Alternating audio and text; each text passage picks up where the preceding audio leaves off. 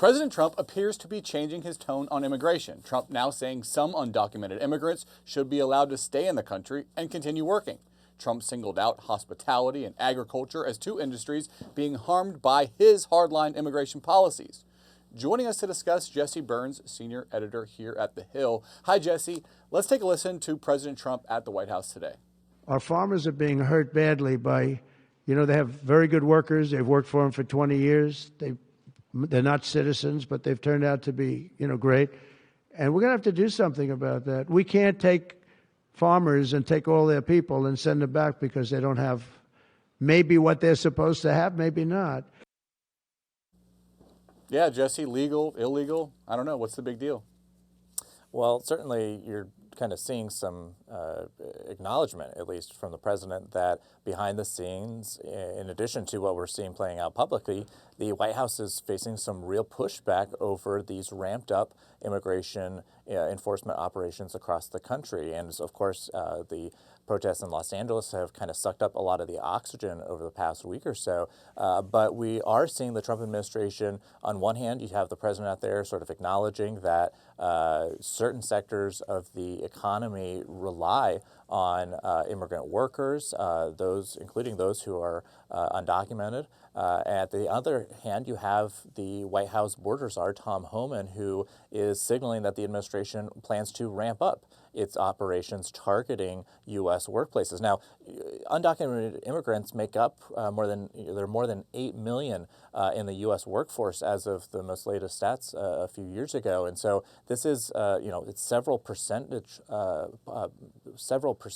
of the U.S. workforce is undocumented immigrants. And so, no one is expecting the White House to overnight expel tens of millions of individuals, but you are seeing this friction over the White House as they are moving beyond just the violent criminals that they said they would be targeting for deportation right away. They're targeting anyone who is in the country illegally, and you're seeing some real pushback from that. This lends itself to an age-old criticism of Republicans that they say they want strict immigration enforcement, but when big businesses could be harmed, they change their tone. That's right, and we've even seen this week a handful of congressional Republicans who have really pushed the Trump administration to stand by its word when it came out of the gate for this second Trump administration, when it said that it would focus its early efforts on violent criminals and those who are part of gangs. And we've seen, of course, people who don't necessarily fall into that category who have been deported, or people the administration has targeted as it tries to ramp up its immigration enforcement. And so you are seeing some pushback from Republicans in Congress, Hispanic Republicans, groups that really want the White House to be targeted with its enforcement efforts, because at the end of the day, they realize they don't want scenes of ICE going into churches and schools and workplaces across the country and having that pushback in their districts. Yeah, I wanted to ask you about that because these harrowing scenes of parents being ripped away from their kids that have been flooding the airwaves and social media, that doesn't seem to be what moved Trump to change his mind. At least that's not what he's saying. But do you think it's impacting the politics of being able to continue with this kind of aggressive enforcement? Well, absolutely.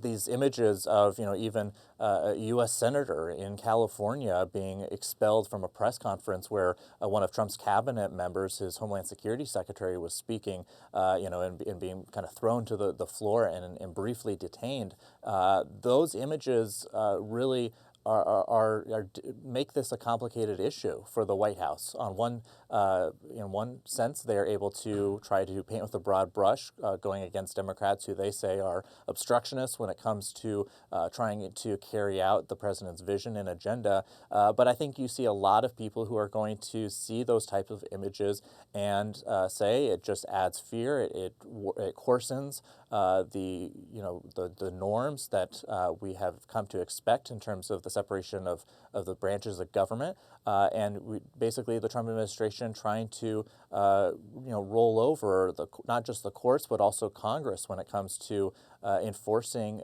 his view of how immigration should be handled in the country. And so I certainly think you're going to see a lot of criticism of that in the days ahead. This isn't the first time that Trump has reversed course. He did it on tariffs, now doing it on immigration. But it strikes me that immigration is such a central issue to his base supporters. Does he run the risk of really inflaming his base on an issue that's so important to them?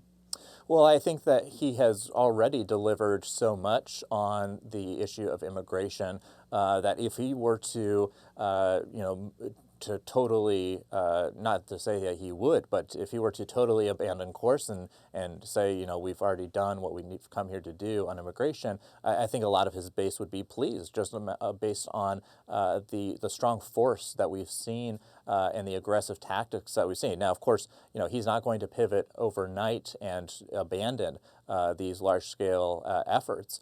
He could, try to moderate them a little bit, maybe try to focus more on shoring up the border and less on, these enforcement operations in the interior of the country. But certainly, Trump is not going to change. Trump has campaigned for, the better part of a decade, going back to his first run for president on this issue. This was a hallmark of both of his presidential campaigns, and is certainly a centerpiece of his second-term agenda. Yeah, it'll be interesting to see. The Trump administration says it wants 1 million people deported per year or taken into ICE custody, but that kind of seems like it could present some problems for the big industries that rely on that immigrant workforce. But we'll continue to follow this story. For now, Jesse Burns, thanks so much. Thank you.